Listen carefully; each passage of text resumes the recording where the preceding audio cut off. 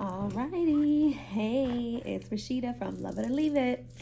So I wanted to come on just to tell you all about a new project. It's new to the world, but certainly not new to me. Um,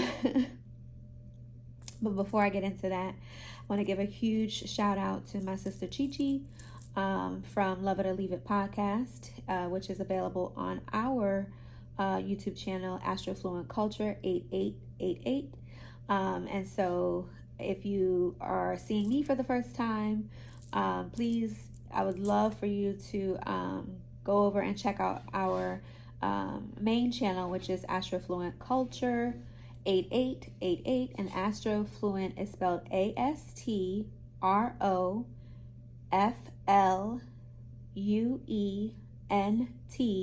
Culture is KULTURE, and the number is 8888. All right, so wanted to just reintroduce myself. I mentioned on our podcast that I am a writer. That is something that is more of a passion for me as opposed to something that I've ever been paid for until now.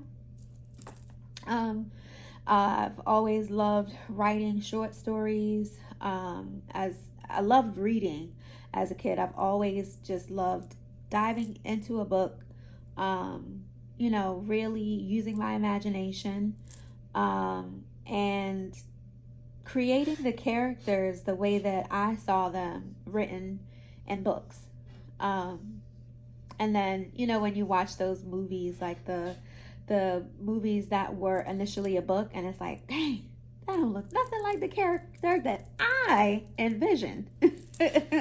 That's just, anyways, I could go up on a tangent on stuff like that, but just reading, and that's actually a passion. Reading is a passion that I picked up from my mom. So when I was younger, she loved reading books. I would see her reading, so I would, in turn, I developed a love of reading as well, and mostly nonfiction, fiction, I apologize, fictional books, but then as I grew into adulthood, I have gone between both. So I like reading nonfiction, I like reading self-help, anything that's about self-mastery, self-discovery, anything that is really tapping into who I am, and how I relate to others in the world, and how I can be a better person, a better human being, a better mother, and just, overall a better soul.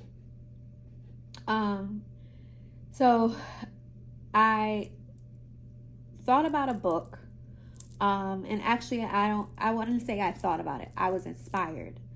Many times our inspiration comes from some level of pain. At least I'll say for myself that has been true. And I wanted to turn my pain into a purpose. I went through, I don't like using this term because I feel like it's oversaturated at this point. It is something that before spirituality became something that was trending, the term twin flame meant something totally different than what was portrayed in the Netflix series. That is not what a twin flame is, but I as I had tapped into my spirituality, and this feels like it's going somewhere totally different, but I'm gonna get back I'm gonna get back to the main purpose, which is to promote something that I have been doing, something that I recently released. But before we go there, I do want to at least talk a little bit about how I got to this place. So when I was talking about the Netflix series and the twin flame journey, it is totally not like what the Netflix series portrayed.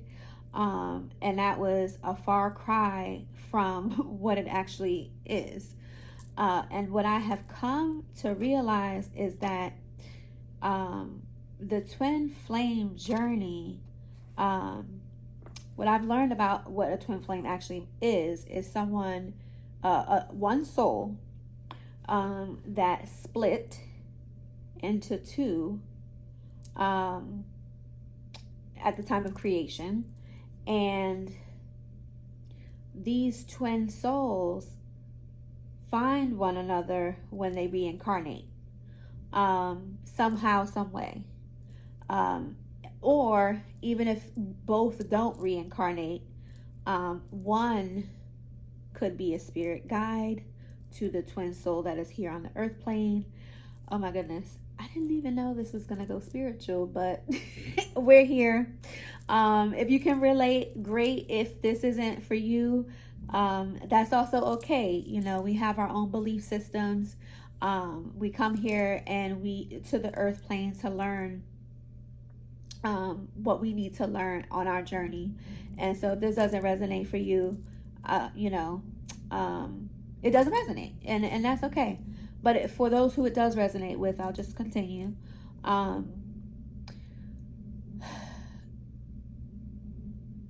This journey of being on a twin flame mission, it depends on where you're at in your soul's progression. So if you are, and I don't want to tier it in terms of like, oh, if you're in the hierarchy here, but you want to be here, then, this is where you're at in this stage. No, I don't want to get too far into the weeds on this because this is not totally about that, but it is something that ignited a project that I started working on, which is a book. Okay. This book is called Love's Art, Bianca and Kenny's Love Affair. And it's something that was a labor of love. I literally had dreams of birthing a baby for, I don't know, over the span of the last couple of years. Off and on, I would periodically have a dream of giving birth to a baby. And I realized that Spirit was letting me know that I needed to release this project, right? Having a dream of birthing a baby doesn't always mean you gave birth to a literal baby, or you will be giving birth to a baby. A baby could be a project you're working on, a new business venture, and that you need to actually release into the world. And so this book that I wrote, I started it 3 years ago. And to jump back to the twin flame part, this person that I met, I felt drawn to them. And we met online, and to be honest, that's something that I probably wouldn't do again. Purposefully meeting somebody online. Now, if it's something like, we worked on a project, we happen to meet in person, we develop a relationship, that's one thing. But to go on an online dating app, that would not be for me at this stage of my life. But where I was at that point, which is now almost 4 years ago, I was exploring. I was fairly new to starting a date. I had been married for about, I got married in 2013, and then our divorce was finalized in 21, but we had split in around 2019. So, we were married technically for about 6 years, if I'm doing my math right, or 5 years. 6 years, something like that, like together. And then, but we divorced in 21. But we had been together total, including the marriage, 13 years. So I was so used to being the wife of that particular person I was married to, that it was so difficult to shift. And I don't know if other people who have, been married and then you get a divorce, there's a transition that your mind has to make, and that you have to operate in, right? There's a consciousness that you are operating under the umbrella of marriage, right? And whatever that meant to you and your person at the time. And so I was not approaching, after we finalized the divorce, and then, I had dated, we were not together, like that since 2019. And so I had dated people, even in the process, because the divorce, COVID happened, the divorce got delayed and all that kind of stuff. And so there was a little bit of a time between when I filed and then when it actually finalized. And so I did dabble in dating here and there, but it took me a while to shift my mindset from being a wife to now someone who's separated, pending a divorce. And I just felt like I was still mentally like married. So when I was meeting people, I was treating those interactions like I was married. I mean, foolish now, when I think about it. And that's why you got to do your healing work. You have got to really take time after you end a long-term relationship, whether that is just a partnership, engagement, or marriage, whatever the case may be. I always just recommend, just from my own experience, and then also seeing other people. And I don't know if everybody's familiar. This could be your first time ever seeing me in life, but I am a mental health professional, and in the counseling arena, or therapeutic arena, that was something that I would encourage people who were newly separated or just ending a relationship to really take that time, because there's a grieving process, and you may not know it right in the beginning. You could be in denial, especially if you're the one who left the relationship. We tend to, if you're the person who is the filing person, oftentimes, and I'm not saying every time, okay, there's outliers, right? But oftentimes you have left that relationship mentally well before any real true separation of physical separation occurs. So with all that being said, I didn't really take the necessary time that I needed to really do some healing. There was, when you work as a mental health professional, the reasons why you go into the field, you really have to do some self-inventory, and to understand why you're actually in the field. You got to do your own healing. Even the professors, from the schools that I attended, encourage that. Like, if you want to be a therapist, you need to be in therapy. You need to work through whatever trauma, whatever,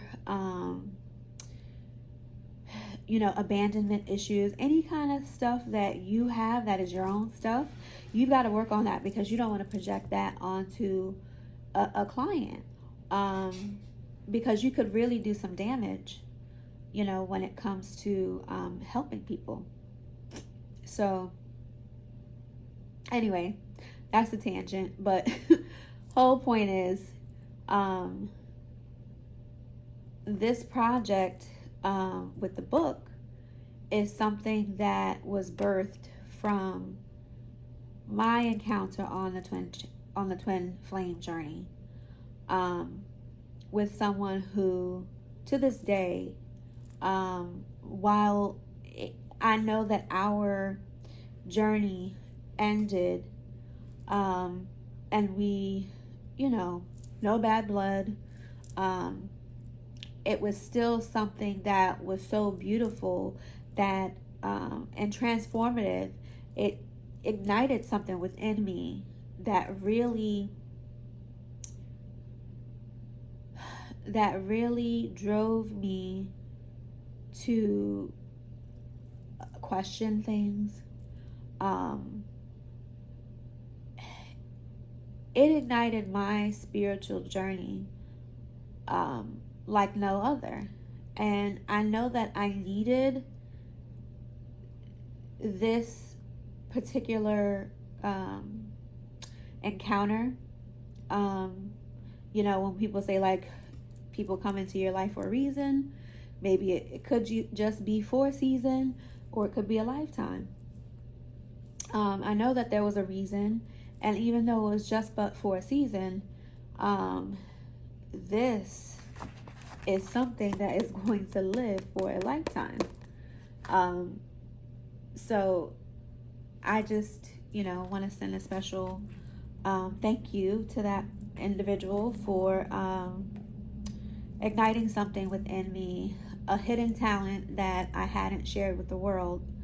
And I didn't even know, like, my sister, ChiChi, she had to, like, point it out to me that, no, like, writing is a talent.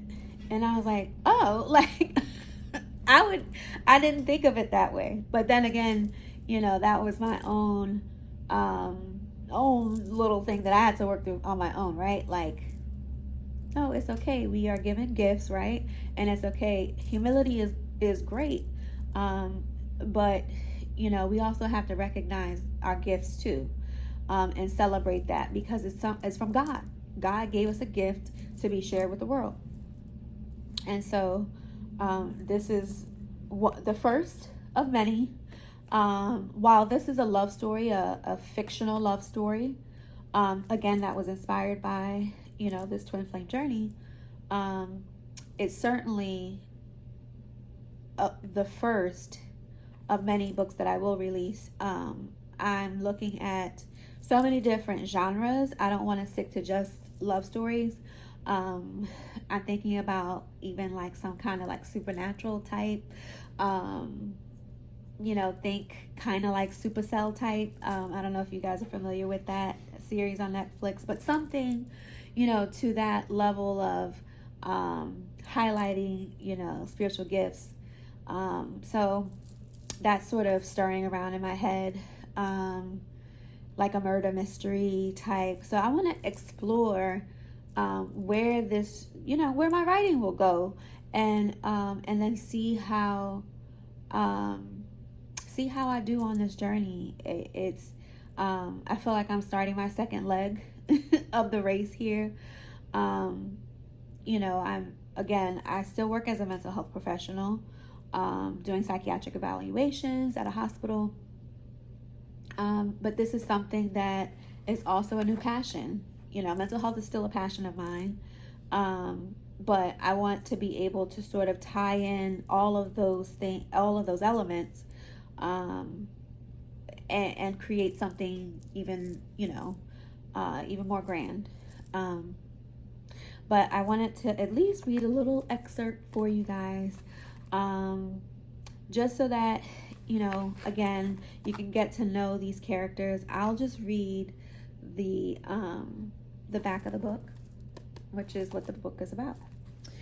Bianca Davis, a 35-year-old registered nurse, thrives in a high-pressure emergency department of a bustling Baltimore hospital. Kenny Warner, a 31-year-old dedicated police officer, is new to the Baltimore City Police Department and learning to navigate life after heartbreak. Their intertwined journey unfolds in this captivating urban romance. Bianca's turbulent affair with a married man, Dr. Timothy Brown, and Kenny's painful experience with the runaway bride, Tamika Scott, have left both disillusioned with love. Their pasts are equally complicated. Bianca, the result of an affair, and Kenny, raised by substance-dependent parents, lack examples of healthy, enduring relationships. During a chaotic overnight shift at Grady Hospital, a chance encounter brings Bianca and Kenny together. Sparks fly when their eyes meet, but their recent heartbreaks make them weary of romance. Determined to keep love at bay, they decide to just be friends, forging a bond that becomes unshakable. One drunken night at a local bar, their friendship takes an unexpected turn. They agree to a friends with benefits arrangement to satisfy their physical needs while avoiding emotional entanglements. For a year, they stick to the terms of their pact, but the lines blur as deeper feelings emerge. Just as they begin to consider a committed relationship, a figure from the past resurfaces, threatening their fragile connection. Will Bianca and Kenny overcome their painful histories and find lasting love? Or will their past pull them apart once again? Their journey is intertwined with the lives of their friends Joe Manning, a charismatic playboy, and Tiga LeBeau, a charming Southern belle, who support and challenge them as they work to heal and redefine their views on love. This novel is a heartfelt exploration of love's complexities, perfect for hopeless romantics who still believe in its transformative power. Follow the author as she masterfully weaves a story of heartbreak, friendship, redemption, and triumph in this unforgettable tale of Bianca and Kenny. And that's it. So, again, it's Love's Art, Bianca and Kenny's Love Affair by Rashida Riley. And I had a contribution from my sis, ChiChi. There are some spiritual elements in there. There's mental health elements in there. There's all kinds of stuff. Okay. So just check it out. It's available on Amazon in ebook format. Ebook is $7.77, so I had to do my little, 777 is a highly spiritual number, so I really wanted to do that. And but the paperback is $15.99, and it's available on Prime, so you can get it in 2 days. But yeah, I just wanted, and I didn't do hardback because it's not a long enough book, in my opinion, to do a hardcover. But it's a really good short read. You can pick it up, again, on Amazon. For right now, I'm just going to be doing Amazon. We'll see if it will be picked up on other platforms. So stay tuned. But probably not for a few months. I'm going to see how it does on Amazon. But yeah, just, check it out. See if it's something that you like, if you're into love, love stories. And you can always like, share, and subscribe to Astrofluent Culture. That is the main page. But I just wanted to share this on my personal page as well on YouTube. And again, that's Astrofluent Culture 8888. So please feel free to subscribe to our main channel. And again, I'm Rashida of Love It or Leave It podcast on Astrofluent Culture 8888. And yeah, thank you so much for tuning in and watching.